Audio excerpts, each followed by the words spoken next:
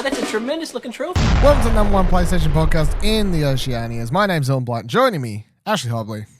Hey Dylan, excited to be here to talk about the best kart racing game, apparently. Oh geez, them big fighting words. We'll get into that in just a moment. But first, duly noted, let's make sure to note this. We talked about it last week. We're recording Monday. Presumably after we finish recording this episode, State of Play is announced. So I hope everyone's excited for State of Play as they're listening to this, because it was surely announced after we got done recording. Are we still standing by that? I just want to lock it in. Are we still standing by? I think there's a pretty good chance we spooked them. Like, they're going to fuck us. I don't think so. I say I have something else to bring up in this episode that backs okay. the evidence. All right. So this week, the best trophy lists, the best trophy list you can have for any kind of podcast. One without bronze trophies. We have a silver trophy in the trophy cabinet this week for a new Ape Escape being teased. A gold trophy for lots of trophy talk with Buddy Watson. That's right, Buddy Watson's going to be on the show. And then we hit a platinum with Crash Team Racing.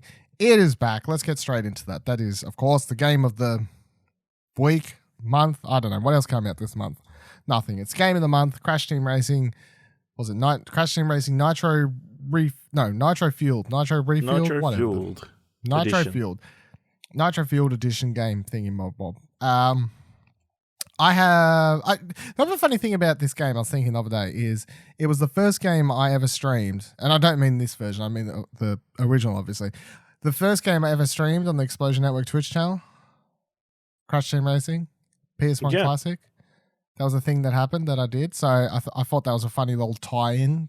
You know, first game I ever streamed on the thing. So it's been a couple of years since I played it. I reckon, been a couple of years for me. For other people, it'll be 10 plus years. You know, because I played it recently, somewhat. But you haven't played this before, right? No, I have not. I didn't play it. You never played the original. Never played the PS2 ones. Never played any of the other ones. Absolutely no prior experience. Absolutely no prior experience. So I think I'm more interested in your opinions for first. As someone who, not big Crash fan, never played this before, what do you think? I mean, it's pretty solid. It's enjoyable. I think it is definitely an acquired thing. I don't know whether it's going to be muscle memory or thing, but I feel like the reliance on drifting and that obviously that boost thing is something you need to practice and obviously get good at, and I'm not at the moment. And I feel like the rubber banding in the game is like really hard. I never feel safe being at the front of the pack. No. Yeah.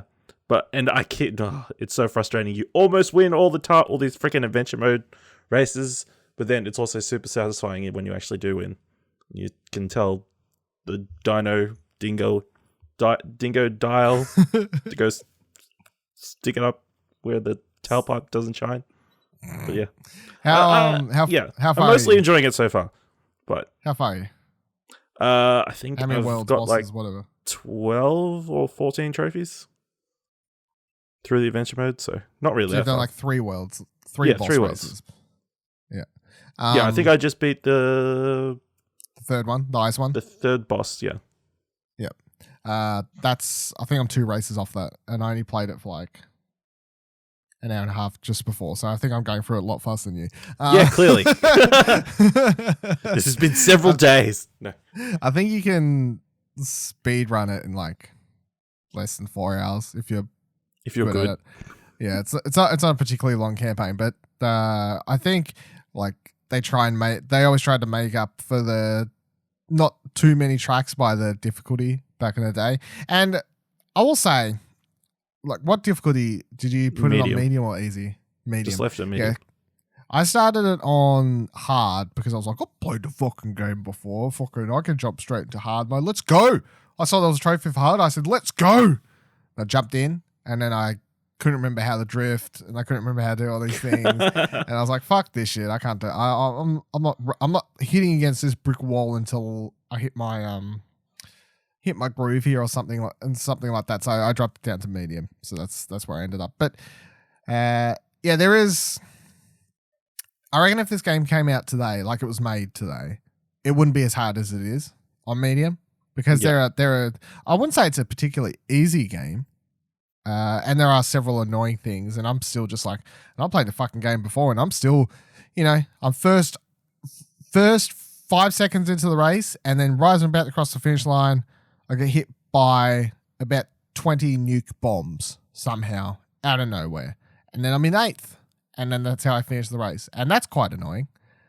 That's like, are you kidding? After I took every corner perfectly, hit everything first whole race, you got to be kidding me with this shit. But that's Yep. That's, you got to remember it's a remake, I suppose, and that's how it was, I guess. But yeah, Yep. I think if it was made today, it definitely wouldn't have that. The additions that they've made, though, well, hold on, I'll say first, I still think it's the best kart racer. I still prefer this over Mario Kart. The things I really prefer this to over Mario Kart is more being good at drifting, and also the weapons and power ups. There's no like come from last place ones. Like there's no bullet bill type scenario that you can have happen in this. Whereas in Mario Kart, you got the bullet bill and things that can kind of switch the tides of you being stuck in last to suddenly getting brought all the way up to the front. I prefer the power ups in this one, I think, and the getting good at drifting being such a core mechanic, I guess. Yep. How do you feel about the drifting then? I guess because I don't know. It just doesn't feel accurate. I don't know. Just sometimes I feel like I've got the stick in the place where it's supposed to start drifting. It's not starting drifting. So all you gotta do is like hold down the jump button and turn. Yeah. But you've got to be turning at the same time. Yeah. But then you can like turn into a corner and then like switch the analog stick so you're turning out of it. Kind of. I don't know. It's definitely a practice thing, I think. Yes, definitely. And I can do it. I can do it with ease with certain characters, and then some other characters that are like the more what do they call it? Intermediate characters like Tiny Tiger and stuff like that, who you have to be good at them to be to be a pro at the game. You have to be able to be really good at drifting with those characters because they're the ones with the top speed, because every character has different stats and stuff like that. So to be able to do the time trials and stuff in this game, which they've added onto the front menu there, which I've seen some people posting about on Twitter and stuff, you have to be able to play as those really hard characters who have really terrible turning.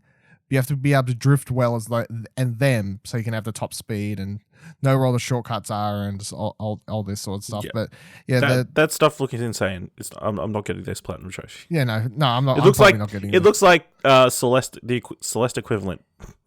Well, yeah, it's just practice, But the thing with practice, like any other game, That's a lot is of time. do I want to fucking sit there doing the same track 50 times over until I can pull off every corner and So I can take a couple of milliseconds off my time. Yeah. and all this sort of stuff? And the answer is probably going to end up being no. But When you're a kid, yeah, because you didn't have as many games. I don't recall the time trials. So there's different time trials in this game. You've got the time trials, which are in the adventure mode that you can do once you beat a track and go back in and do them. I did all those as a kid. I 100%ed the game as a kid. I 100%ed the game again when I was in high school on my PSP, because I got it as a classic on there. Yeah. And I done it there. I didn't 100% it when I started it up a couple of years ago though. But I've 100%ed the game a couple times, and those time trials aren't the end of the world. They're quite fine.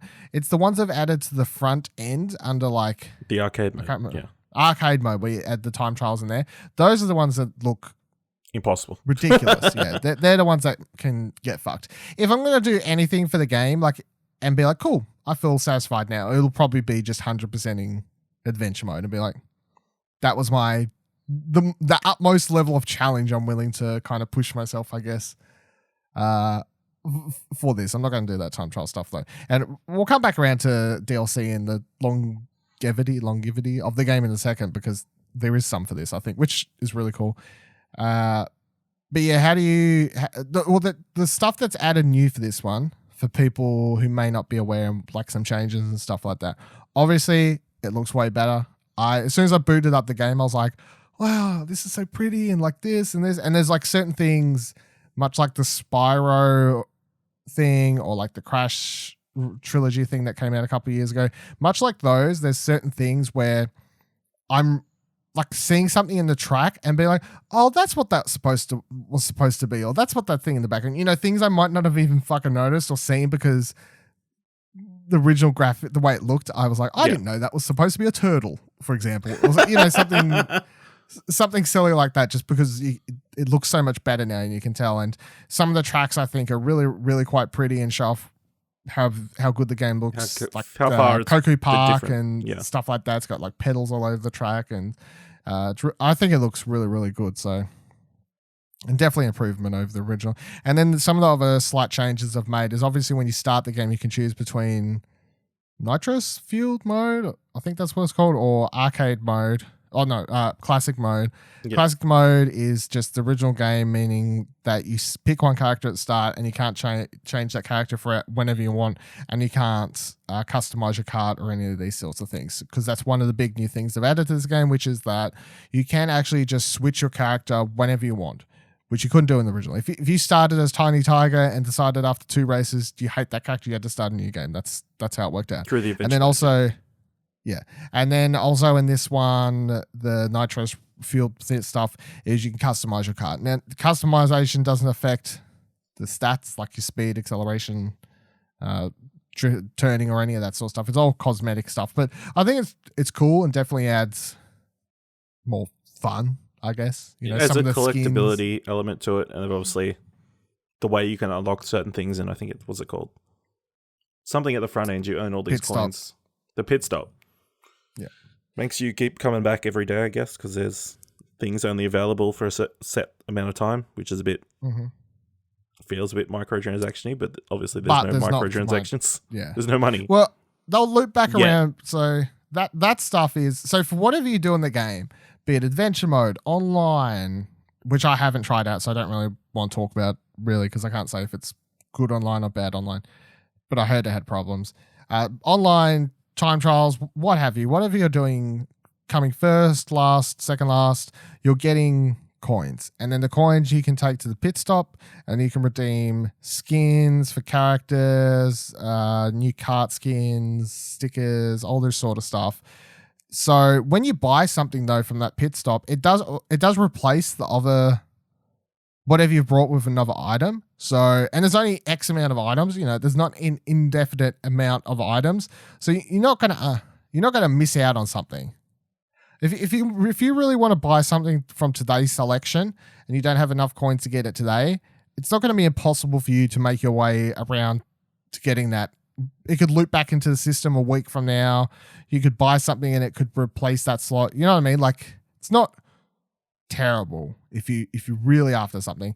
And also the thing that's quite surprising, and I really want to know whose decision this was and what the thinking behind it is, especially in today's day and age, or however you want to say it, but the game has no microtransactions. And in a thing like that, where it's like, oh, there's coins, yeah, okay, so you can get 1,000 for $10 or something, sure, is that what we're looking at here? And it's not.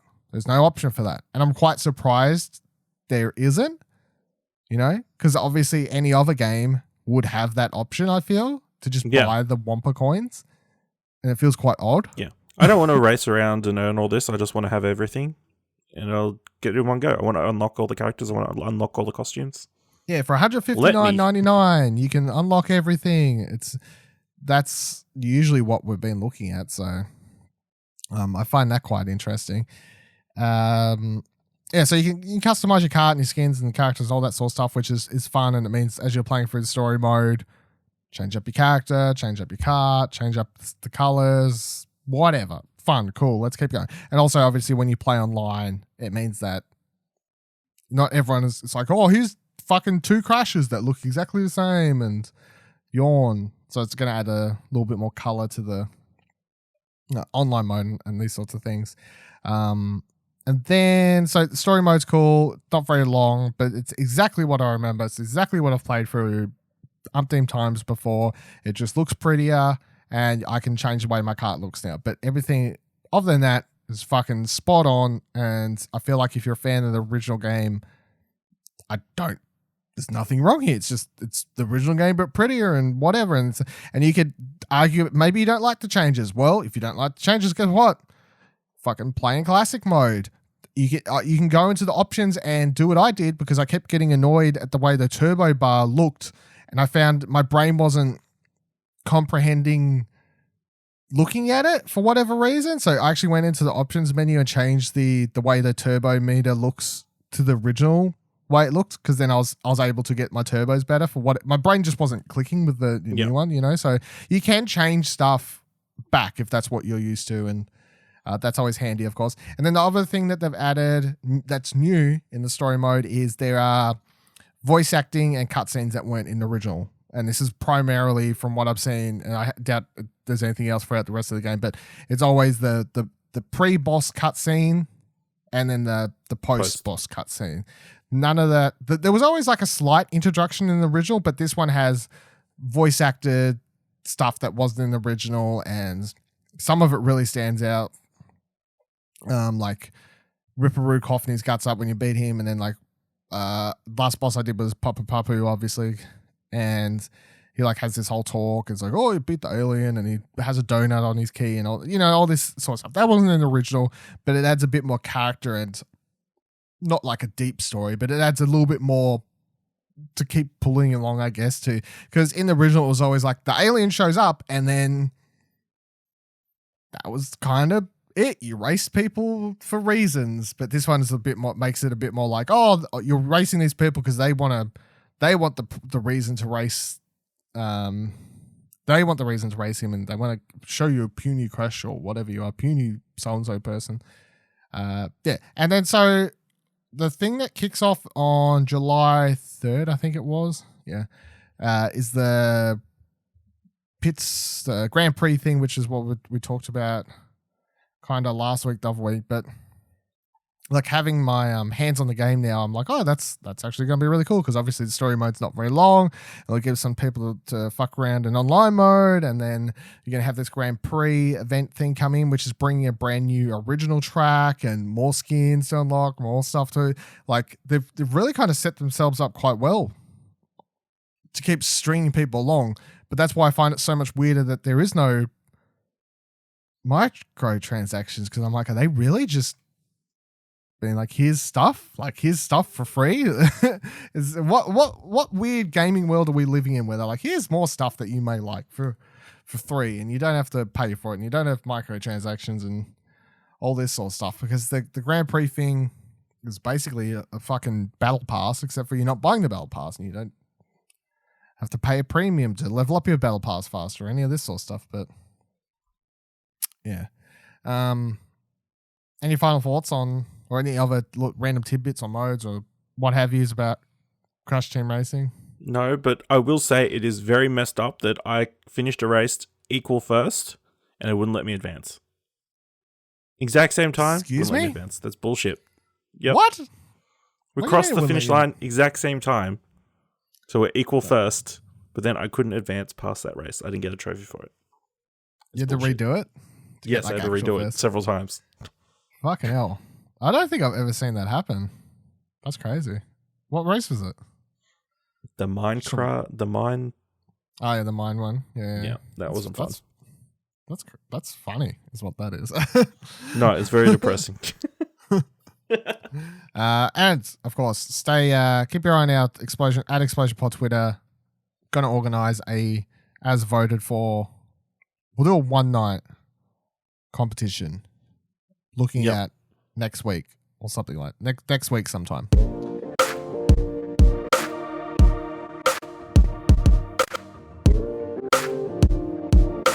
So this is a bit of a weird one, and this is the story I want to use to back up my state of play theory. Prediction. Maybe. So what we're going to say. So IGN says new Ape Escape game may be on the way.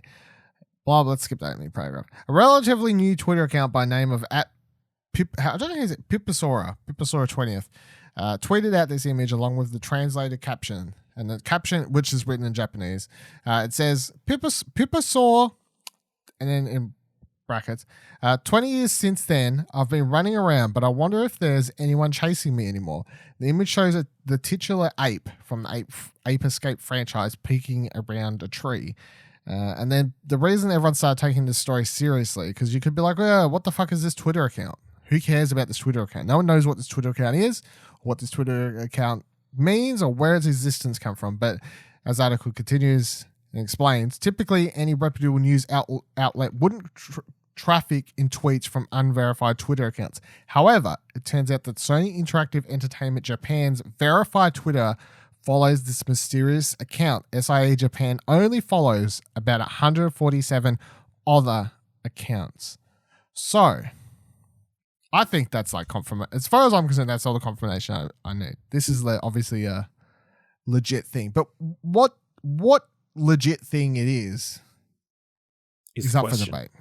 It's the question. Because you could be like, well, it's obviously a new Ape Escape film, is it? It's obviously a remake of the first game. Ape Escape film. Yeah. Yeah, exactly. It could be any fucking number of things. It could be Ape Escape DLC for... It could just be an Ape Escape art book. Retrospective film. Yes, exactly. So you don't want to get your hopes up too heavy. People out there going crazy for Ape Escape stuff. But have you ever played any of the Ape Escapes? Do you have any? Yeah, I'm pretty sure I've played. Actually, I'm not sure if I have. I always get confused between Ape Escape and Super Monkey Ball. Ape Escape, you run around with a net catching apes. Then probably not, no. Ape Escape always stands out to me. It does sound familiar, but yeah. I'm not 100% certain. Maybe like a demo? Yeah, well, that's one of the I was demo going to discs? say. There was a demo disc back in the day, and I always remember it because I would boot up the Ape Escape demo on this demo disc for PS1 all the time. But I couldn't play it properly, and I would run around for what I could. And the reason I couldn't play it properly is because I didn't have a DualShock controller. So I could run around in the demo, like I could move the character's name Spike. No, that's a bad guy maybe. I don't remember. But either way, someone's called Spike in the game. I could move around as a character. I could go into levels. I could go into like a training facility and random bits and bobs. But when it came to actually swinging the net and doing anything that would progress the demo, I couldn't do it because I didn't have the analog stick, obviously. So, and it was always like this teasing demo being like, yeah, here's the thing you cannot play. Here's the thing you cannot do. And eventually we got one like a year later or something, I think maybe. I got Ape Escape. Weird game. Very weird game. It's basically, it's like some crazy person does experiments and then there's like time travel and whatever else, but it's fun. It's in my memory though, it's always just the game that was built to show off the dual analog stick tech, I guess, is kind of what it was. Because, yeah, if you don't know, it's like you're moving with the left analog stick, and this sounds so ridiculous to say these days, obviously, but you're moving with the left analog stick and use the right analog stick to throw the net down in a full 360. It's like a twin stick shooter motion. I guess, but somewhat, I guess. Yeah. But there one was shot twin stick shooter. Yeah. And you could like I think there was like some spin moves and stuff. So it was like move the right analog stick real fast. Back in the day, it was mind melting, mind blowing craziness that could do. I think the apes. I don't know if the game holds like much water ground these days in people's memories. I definitely know the apes from Ape Escape are somewhat of a mascot. And if you've played the game and you see those, if you show me the main character, I'll be like, that's the main character. I'm struggling to remember if his name's Spike or not. If you show me one of those apes, I can picture them. I know what they... Is that it? Is that what the internet's telling you? One of the main story elements of each of the main series involves a white-haired monkey named Spectre obtaining a helmet known as the Peak Point Helmet. Okay. What's the main character, though? Is it Spike? Spectre. No, that's the monkey you just said. Find the protagonist. Just the protagonist. Oh, well, fucking shit's that protagonist. Jesus Christ.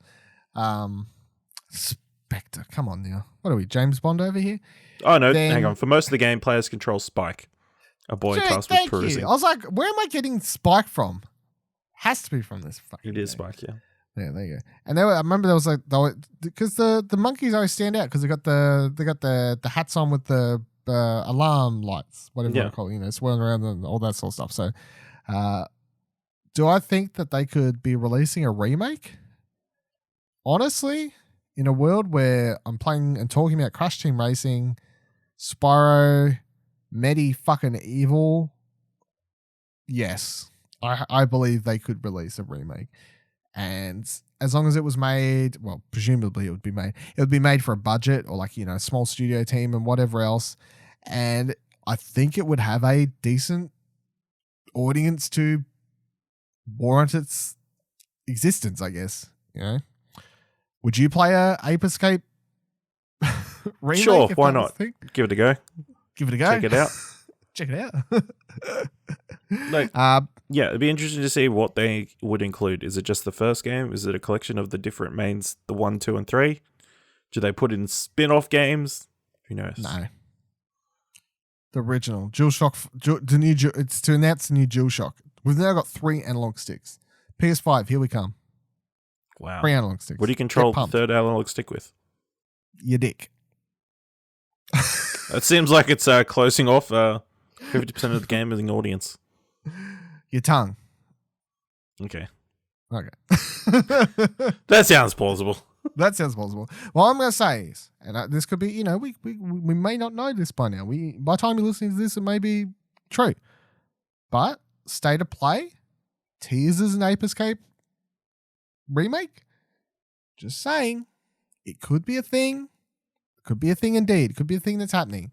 Maybe they weren't supposed to post this yet. It was the Japanese random fucking Twitter, like who knows what's going on there? Why is the SIA Japan account following it? That seems a bit teasy. What do we got going on here? Find out soon. State of Play officially happening this Friday, 11 a.m. Australian time. I don't know if that's true or not. We'll have to wait.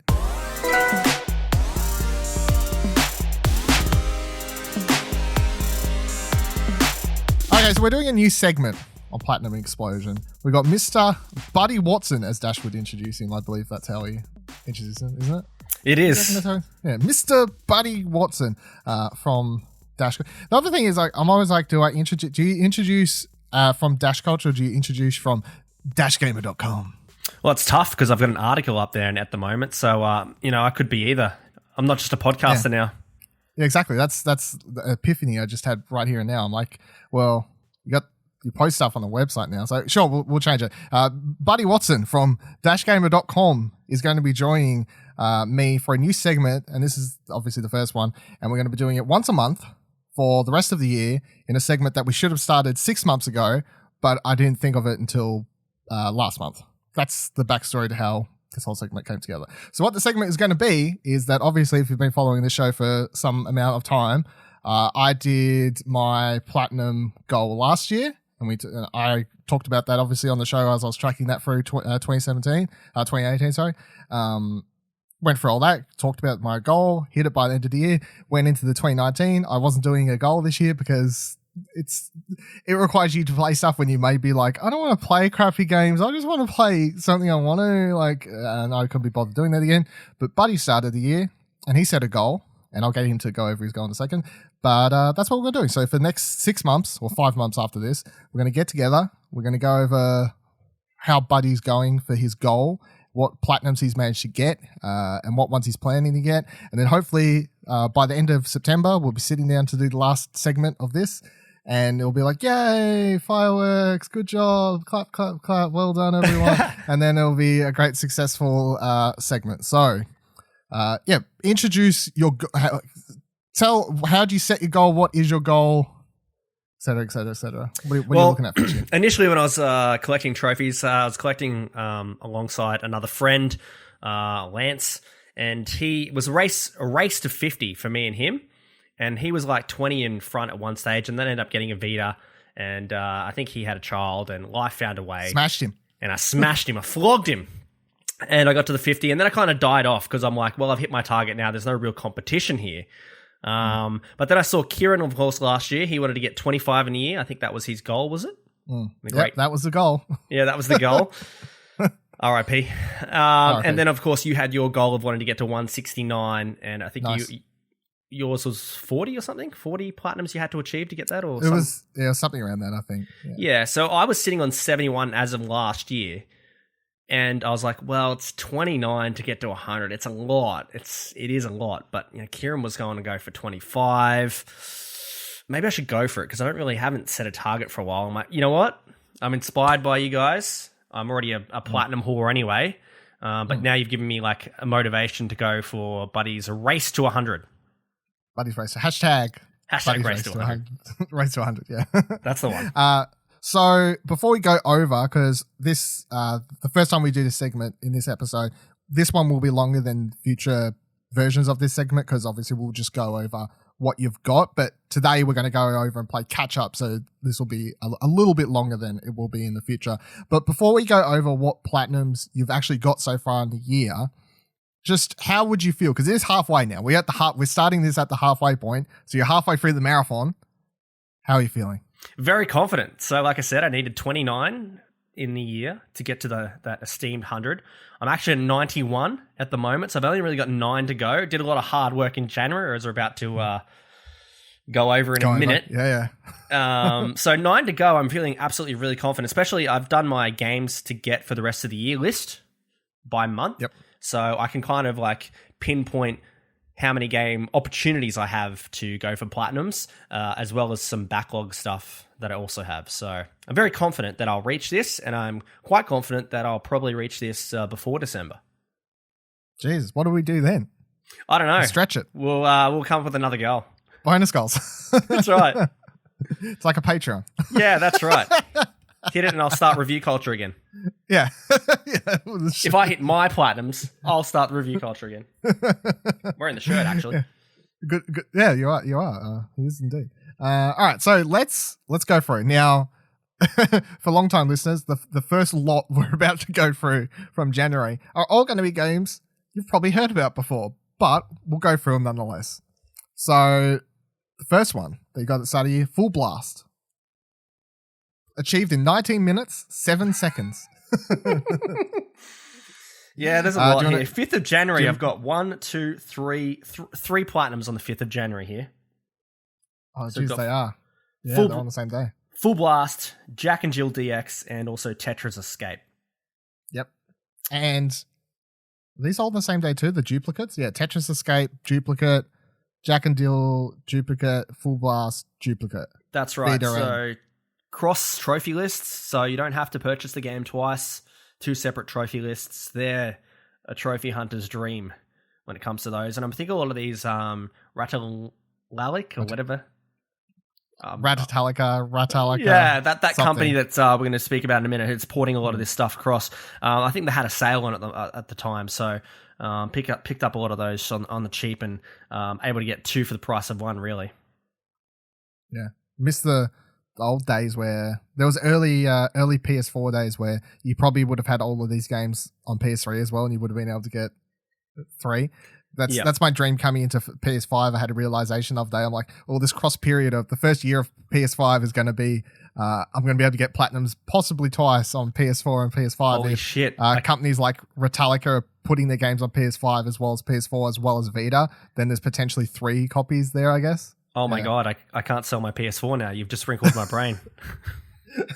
Yeah, you gotta keep it at least for the first year because I'd put money on that actually being what happens. Wouldn't surprise me at all. So Full Blast is it's like a top down, old school.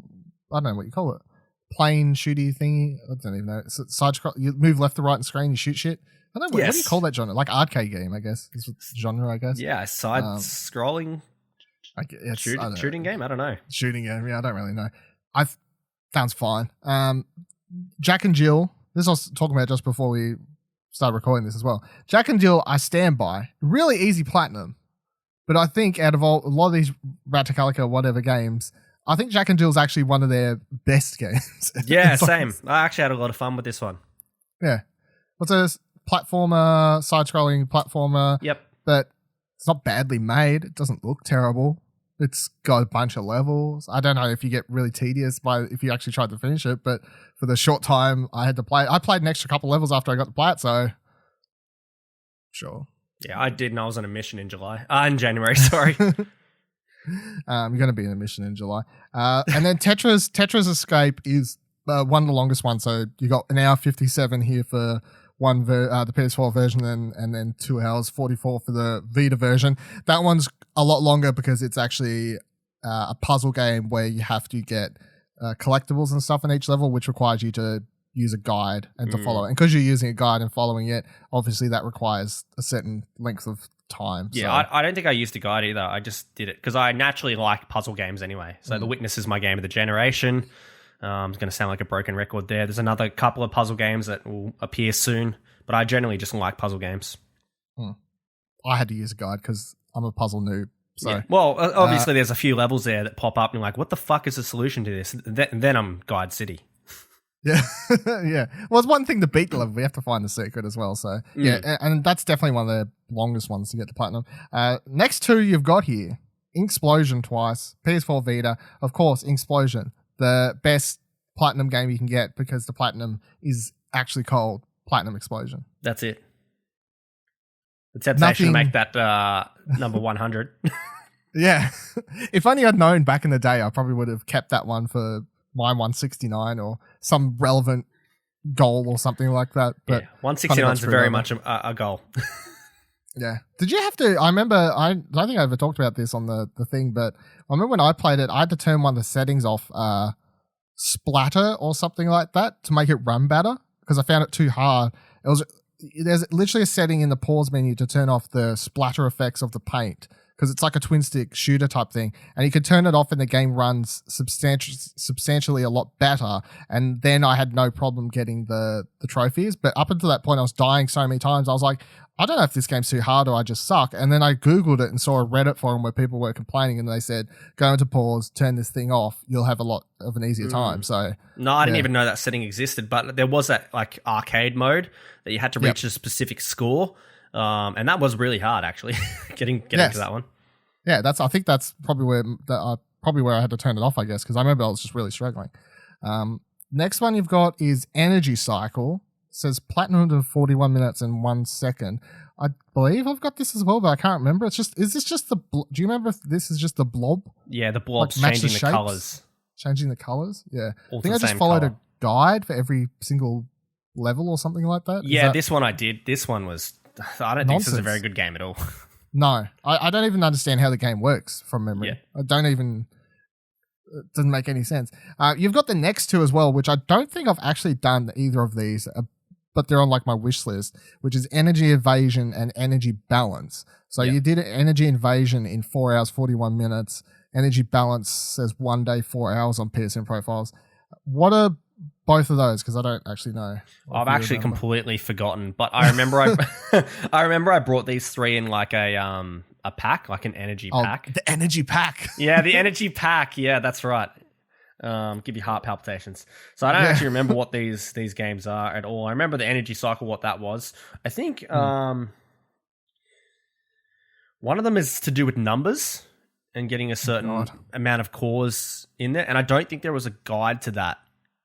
And it was quite difficult. That was the 4 hour. Oh, that might have been the 1 day. 1 day. 4 hours. But I know one of them in that pack was like notoriously difficult because you can just follow a guide or turn settings off and stuff. And that was tedious to get. But a lot of trial and error with numbers being a part of like the puzzles. Like it was kind of like Sudoku or Kokoro. Oh, yeah. If you've ever played that one.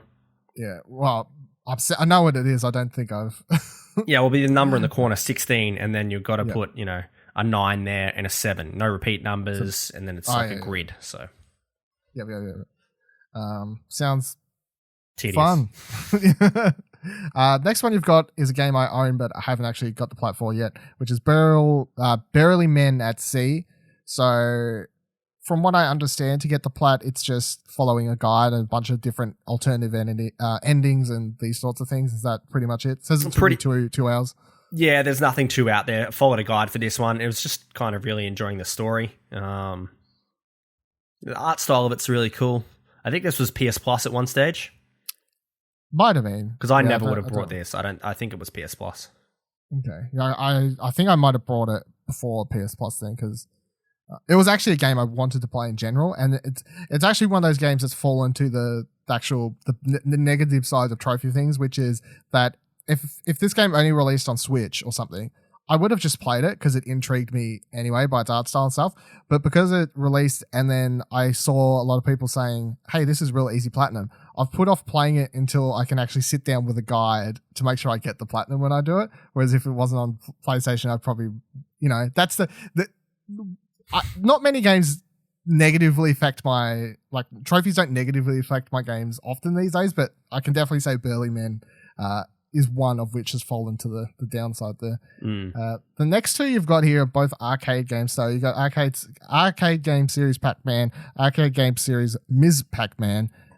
Do you think, because it says Pac-Man took you 10 months, Ms. Pac-Man took you 9 months, so you obviously played these up to a point and then finished off the plats for both next one after another kind of thing. Are they actually easy platinums, or do you have to be good at Pac-Man? You have to be good at Pac-Man, and some of the, I think 2 or 3 trophies in each game, because the trophy list is quite identical, are notoriously hard. I'd actually purchased these games ages ago. Like you said, 10 months it took me to get this. So 10 months ago, I would have purchased these games on the cheap. I'm like, oh, cool. I think I purchased both of them because I was going to Netherworld, which is an arcade bar up here in Brisbane, and I was playing Pac-Man so much there that I was like wanting to practice here so that I could keep getting the top score.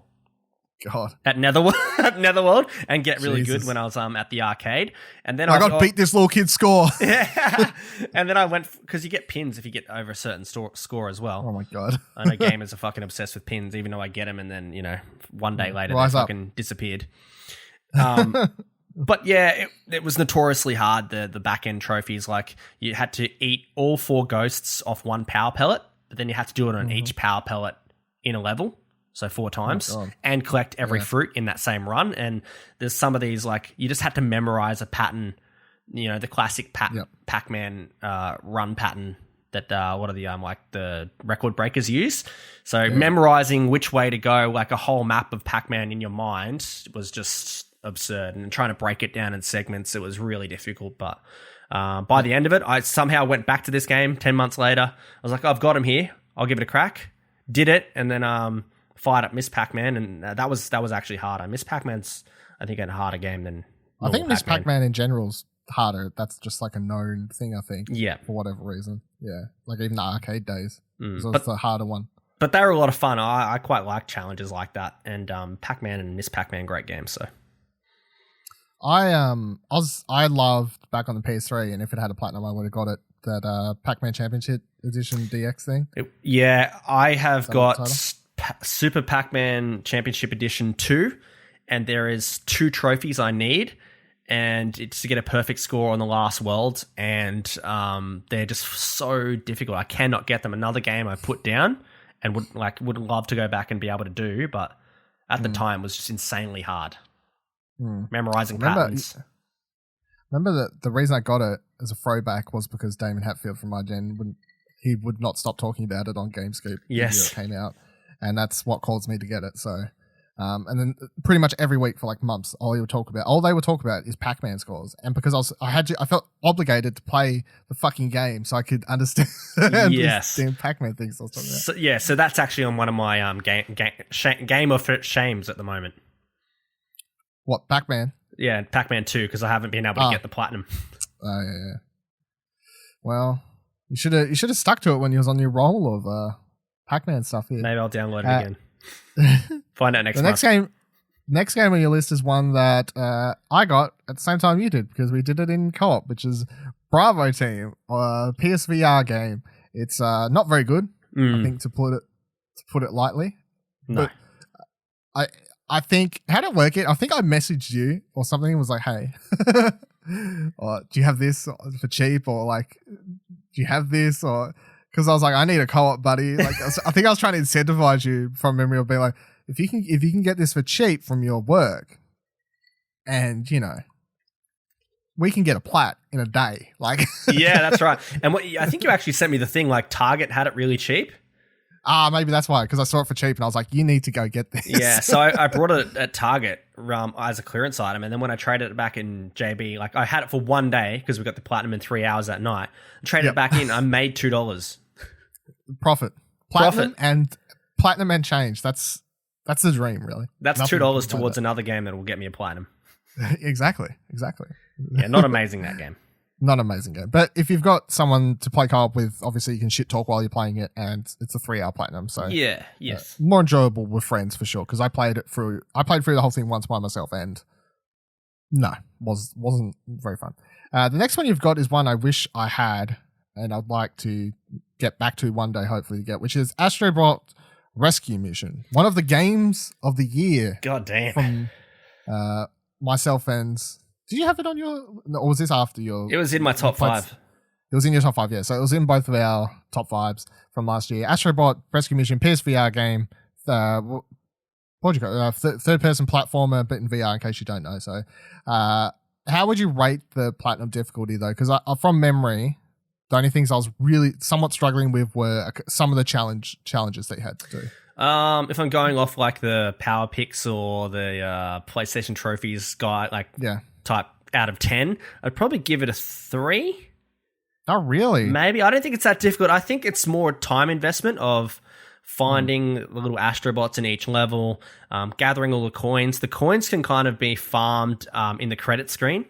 Because when you finish the game, there's a credit screen. Yeah, you can shoot the credits. Yeah, where you just, shoot up the credits and each credit you get as coins. So that was quite easy. The little challenges, missions are quite tedious a little bit. They could probably be where you get stumped a little, but I feel like you play it, you die, you rinse, repeat. You get it on your 4th try, 5th time. It's just time investment with this one.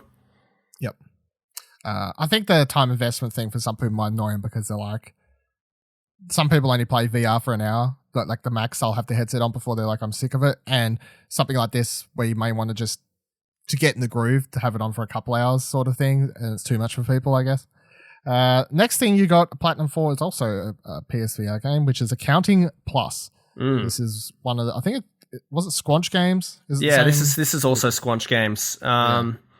This was a funny game. This is hilarious as well. It is funny. It was short and sweet. I don't think it was like as good as what people were saying the game was. Like it was definitely had that kind of Justin Roiland and Rick and Morty type humor. Yeah, it was a decent, I don't know, 7 out of 10 game. And the platinum itself was I think easy, like a 2 out of 10, really. Yeah, platinum's real easy. It's like play through it once blind to get the full experience and just have fun with it. Yeah. And then you pick up the guide, look at what trophies you need, and you just go to the level you need and do whatever's necessary. Nothing hard about it. It just requires you to just be like, what's this trophy? What do I do? Go to this place, blah, blah, blah. If he wasn't following a trophy guide, it would be really fucking hard because some of the things are so obscure for what you actually have to do in certain levels. But other than that, it's definitely not difficult at all. Next one you got. I didn't actually see this until just now. Minesweeper Genius. On my top 10 games of the year list so far, because there's probably only 6 games on there. I've played more than 6 games, but you think Anthem's going to make that list? Get the fuck out of here. Fantastic. Is it just Minesweeper? Is it just Minesweeper, though? It's not like with a twist? It is kind of like, the way I would put it is like Indiana Jones stepping on the right tile. So you're actually a character that steps on the tiles and you've got to get to the end. So it's still your classic Minesweeper board, but then it's got your numbers up the top, numbers down the bottom, and then you just, as a process of elimination, you find the path to get to the flag. Yeah, but you understand Minesweeper, right? Yes, I used to play Minesweeper at school and set all the records on all of the computers. Yeah, because I don't know anyone who ever understood how to play it. Everyone I know, including myself at school, would open Minesweeper and you just blindly click. You just click stuff. The game didn't tell you how to play. No one knew how to play. I probably asked the teacher at some stage, was like, do you know how to play Mr. and Mrs. whatever? They were probably like, I have fucking no idea. Like on the computer, the key to Minesweeper is right click. What's the difference? Sorry, double click. You double click on a number that you've already exposed and it highlights the squares and the number that you've clicked. So say you double click on a 2 and 3 squares light up. It means there's 2 mines in those 3 squares. Oh my God. And then you use math to figure it out. Yeah. That's a problem. Maths. No one wants to play games. That's it, yeah. But Minesweeper Genius is fantastic. Like I said, I already loved Minesweeper. I saw that was on sale. I think I got that release night. I was really, really keen when I saw the trailer for that. Yeah, I remember you talking about it, but I didn't realize you actually got the platinum, or I forgot you got the platinum. Oh, it was lots of fun, Either and plenty of levels in it as well. Is it, all right, to boil down the platinum difficulty, if you don't know how to play Minesweeper, could you just follow a guide to get it? And then even if you do understand how to play Minesweeper, do you have to be good at Minesweeper to be able to get the platinum? You could definitely just follow a guide. Okay. Do you have to understand Minesweeper? No, not really, because I think it introduces the mechanics of the game and how it works as you go along. And like the first levels, it's like, oh, this is how it works. Then first world is quite simple. Second world, here's another mechanic. Bang. So lots of levels, lots of fun. It was really cathartic playing it too. Cool. No guide for that one. Just enjoyed that one. What a crazy concept. It's crazy. Next one you got took 1 month, 2 weeks. Pretty much all you played for a month straight, right? Was The Division 2. I think I was playing it with you. Dash was playing it as well. We banged through that. You were playing on off times to grab the shit needed for the platinum. No, I still haven't got the platinum. Maybe I'll get back to there one day. It's a thing. And it'll be like Division 1 for me. I think is like I'll go back one day and just clear it up eventually when I'll be like, oh cool, look at all the new things that are here to do, and that'll be exciting. But yeah, I think I can speak for you and somewhat say that this is probably higher up in your games of the year so far. It probably is my game of the year at the moment. I really haven't looked at my list. If it's not my game of the year, it's definitely my experience of the year and being able to play co-op with you and Dash each night and kind of just get together and talk shit while we work our way through this game. So if it's not my game of the year, it's definitely my experience of the year, just having fun and chilling out. Yeah. I think I put 5 days into it by the end of it in game time. Far out. In game time, Jesus. And here I am I have no time to play this game. Yeah, play less Division. What would you rate the platinum difficulty, do you think, then? Platinum difficulty in Division, I would put at maybe a 5 or a 6 out of 10. It's not impossible to get the platinum. I don't think anything is out of your reach as far as difficulty, but there is just a lot of time investment, a lot of grinding, especially to get the playing cards, complete that set where the enemy only spawns every half an hour, and if you don't kill it, then you have to wait another half an hour, and the cards are really random. So as far as difficulty goes, I don't think it's massively difficult. I think I finished most of the levels on hard by myself anyway. Yeah, I think you did, yeah. But just a bit of grinding and time investment. It's like a 5 out of 10, but just requires time. Yes. Time investment. That's right. And then the last one, the most recent one you've got for this year is Trover Saves the Universe, for which you wrote a review for as well, dashgamer.com, if you can want to check that out as well. You really like this game. How good is the game? How good is the plat? How's it compared to Accounting Plus? Oh, shit's all over Accounting Plus. If Accounting Plus is a 7 out of 10 game, well, this is an 8.5 to spoil my review. Out of 10. It's fantastic. I think the humor is a lot better. It's more fleshed out experience than kind of what Accounting Plus is. That's kind of this contained experience. Whereas here you've got 5-6 different worlds, a story going through the whole thing. Really felt something like Astrobot with the collectibles and even with the platforming. This game is fantastic, and I think this is a must-play for all VR owners and anyone that likes Astrobot.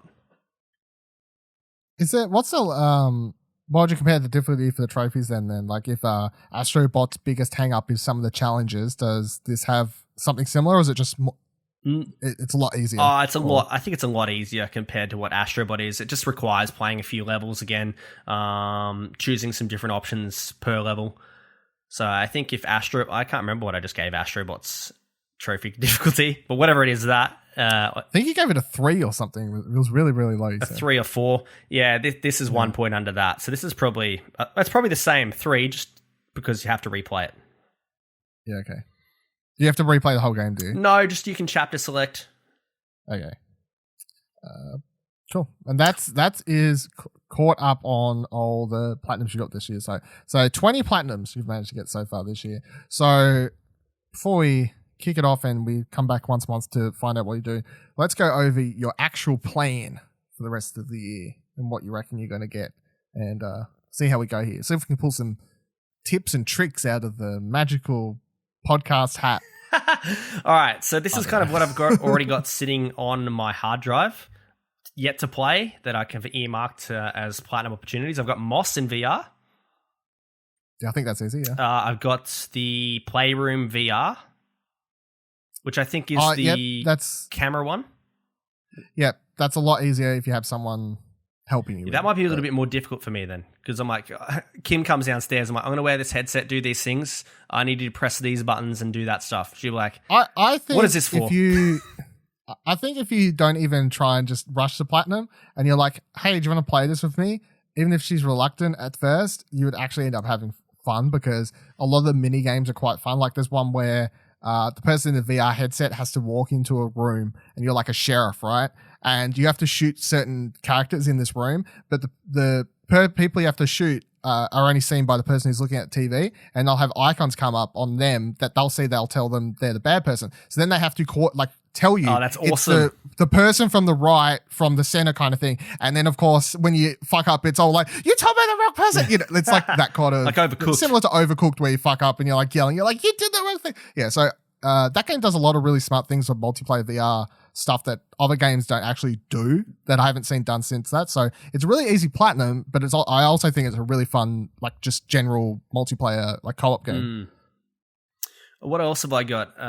Just trying to think what else is on my hard drive. I've got Teslagrad, which is a PS Plus game. I don't know if I really want to go after that. That's kind of like a last ditch effort resort. I've done that one. I think that's a side-scrolling. Yeah, you've done that one. Yeah, that's pretty easy. You don't even have to finish the game. Just have to get all the collectibles. Yeah. What else do I have? I have the Messenger. I only have 2 or 3 trophies to go. I'll definitely do that when I find some time. I have Life is Strange. So that'll just be going back and getting some of the collectibles. Episode 5 comes out in December, so I can imagine myself getting that as long as I just get my butt into gear and start playing the game again. Well, as someone who continues to play it and put out a podcast about it, it's good. Don't let anyone tell you it's not good.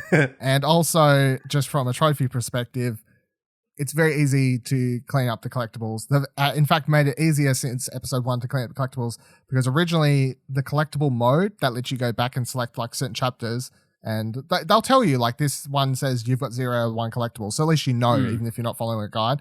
But when you went through collectible mode, when the game originally launched, it wouldn't let you skip the fucking cutscenes. Cutscene and stuff. I was like, oh, this is so annoying. They've updated it since where you can now skip it. So when I had to clean up some collectibles for episode 3 recently, I just sat there spamming R1. Yeah, I saw you log back in a couple of nights ago, I think. Yeah, I was like, I need to clean up these trophies, and it was a lot easier for cleaning up episode 3 than it was for 2 or 1. So yeah. I've just bought a twin stick shooter that's kind of like Hotline Miami called Hong Kong Massacre. That looks like it could be quite difficult, but I'm enjoying the game, and the appeal of getting another difficult platinum entices me. I like that kind of shit, so that'll sit on my hard drive. I'm almost finished Plague Tale. I think I'm up to chapter 15 of 16. I'll finish that tonight. That's quite easy to go back and get all the collectibles and stuff, so that'll be an easy cleanup. Hopefully I should be on platinuming that by tonight. That's got a PSN percentage of 35.29% have got the platinum, so must be pretty easy. Yeah, a lot of gold trophies in that list as well, so I'm hoping to do that tonight or tomorrow night so I can trade it in for Crash Team Racing on Friday. I've also got... Well, this is coming out after then, but let's presume that you did do all these things. Yeah, that's right. Yeah, I've done all these things. Blood and Truth as well. Things, I've almost finished the campaign in that. I don't know how difficult that's going to be. Go back and clean up that trophy list. I can't imagine it being too crazy. It's got like score-based things for levels and speedy, runny type things and stuff. It had enough tedious-looking trophies that I was like, I don't know if I could be fucked, to be honest. So, well, I've got the physical copy. I can't let it go from my grasp until I get the platinum, so I've got no option. Yeah, well, if you get it, you can tell me how hard the challenge-based stuff is. Yeah, and then the other 2 on my hard drive that I've kind of earmarked that are quite hard that I probably won't get, but they're sitting there and I don't need many trophies is Downwell. I need 1 trophy to get, beat the game on hard. It's fucking insane. Jaden Breyer, you're a fucking madman for having that platinum. Hats off to you. And the other one is Beat Saber.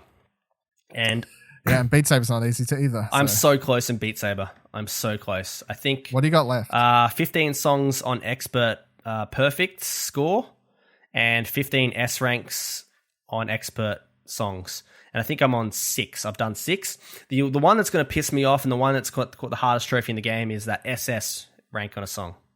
On one song, yeah. That'll be the trophy that stops me. See, I wasn't rushing the Beat Saber thing because I kept, and we talked about this before when the game came out, where I was like, well, just wait.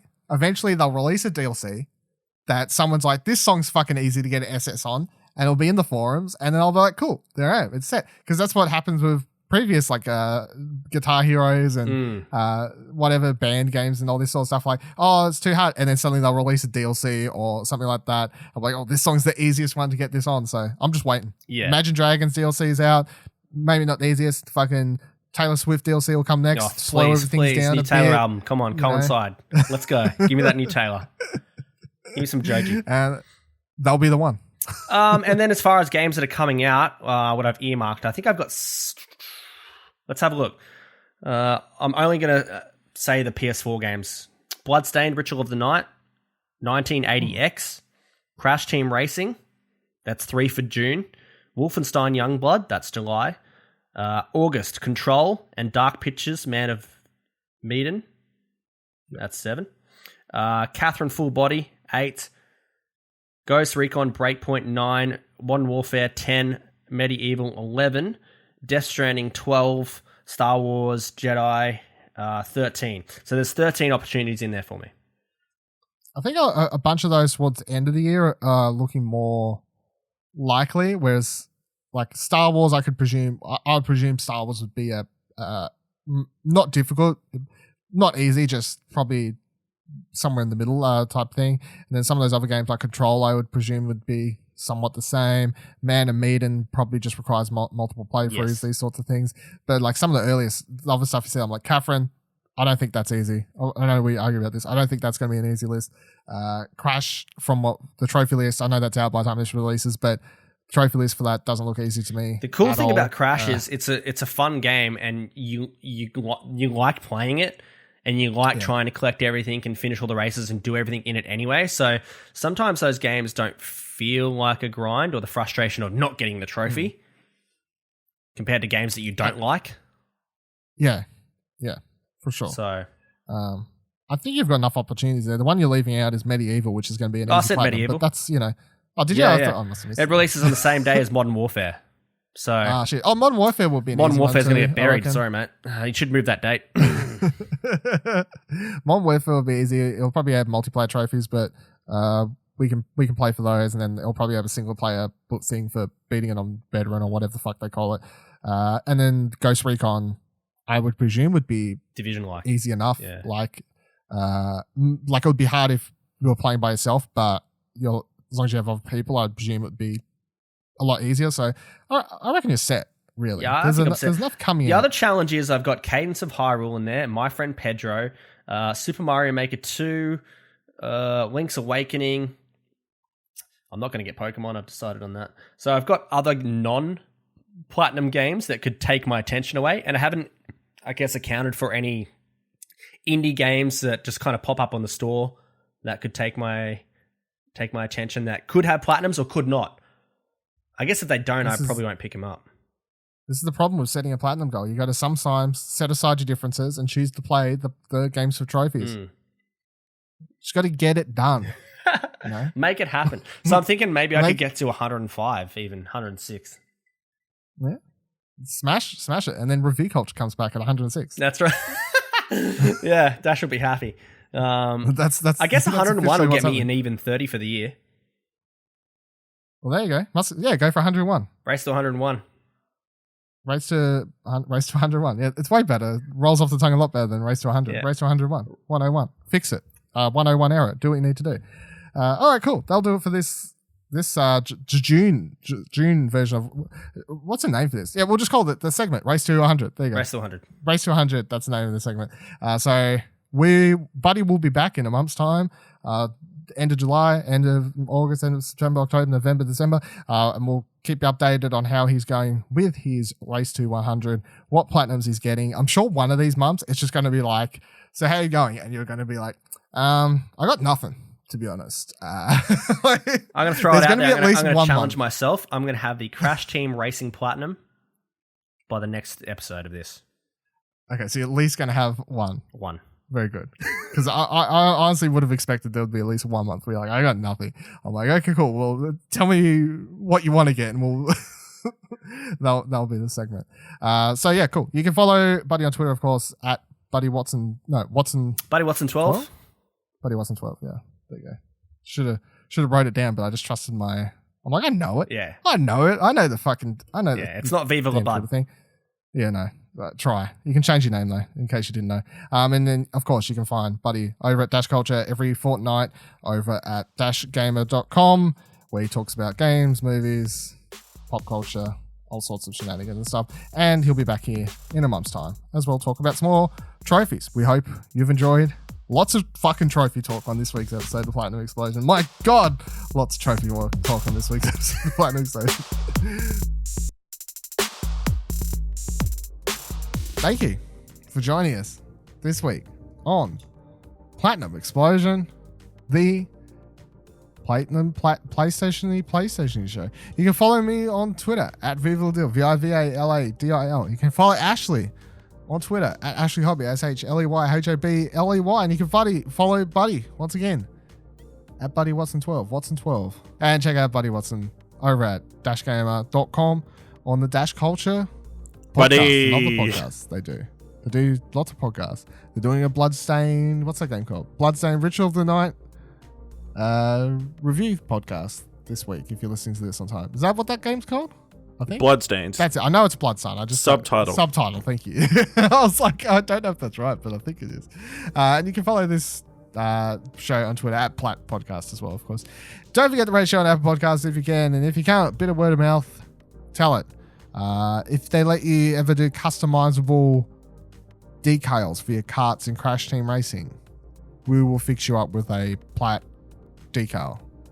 In fact, now that I'm saying that out loud, at Beanox, custom decals for Crash Team Racing, so you can show off your podcast logos on your karts while racing your friends. Or just get ours on there. Or just get ours, exactly. That's really all I want. What am I saying? You can join our Discord, chat about games, ask for trophy tips, send in questions, topics, ask for, whatever. Ask for Ash's phone number. ExplosionNetwork.com/Discord. Worth a shot. And this is, of course, a product of Explosion Network, where you can find many more shows, articles, news, reviews, and fancy things at ExplosionNetwork.com. And you can follow Explosion Network on Twitter at ExplosionPod. Until next week, when we're going to be talking about the state of play, remember that every trophy counts.